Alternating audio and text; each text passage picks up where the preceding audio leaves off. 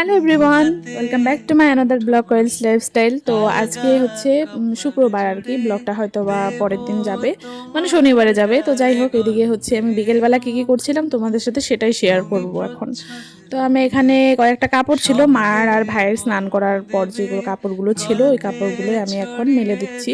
মানে মাই দিচ্ছিল, তো আমি বললাম যে আমি দিচ্ছি দাঁড়াও, তো সেটাই আমি এখন এখানে মেলে দিচ্ছি। আমাদের আজকে খাওয়া দাওয়া হয়েছে ডাল, ধনিয়া পাতা বাটা, তারপরে হচ্ছে মিষ্টি লাউ ভাজি, আরও অনেক ধরনের কি কি ভাজি ছিল, একটা সবজি ছিল।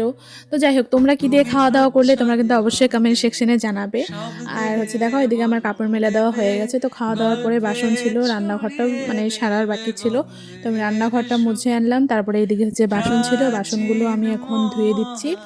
তো বাসন ধোয়ার পরে হচ্ছে উঠোন ঝাড় দেবো, ঘর ঝাড় দেবো। আমি স্নানও করিনি। স্নান করিনি মানে সকাল থেকে ওই শুয়েছিলাম, তো দুপুরবেলার দিকে উঠলাম বলতে পারো, সকালবেলা খাওয়া দাওয়া করে শুয়েছিলাম। তো তার জন্য আর কি স্নানটা হয়নি। তো ভাবলাম একবারে পরে সন্ধ্যার আগ দিয়ে স্নানটা করব, একবারে সন্ধ্যা দেবো, তার জন্য স্নানটাও করিনি। তো যাই হোক, বাসন টাসন ধুয়ে আসলাম, তারপরে এখন ঘরটাও ঝাড় দিয়ে নিলাম, তারপরে এখন হচ্ছে উঠোন ঝাড় দিচ্ছি। ঘর ঝাড় দেওয়ার সময় আর ভিডিও করতে পারিনি। তো যাই হোক, ঘর ঝাড় দিয়ে উঠোন ঝাড় দিয়ে এখন আসলাম আমি ঘর মুছতে।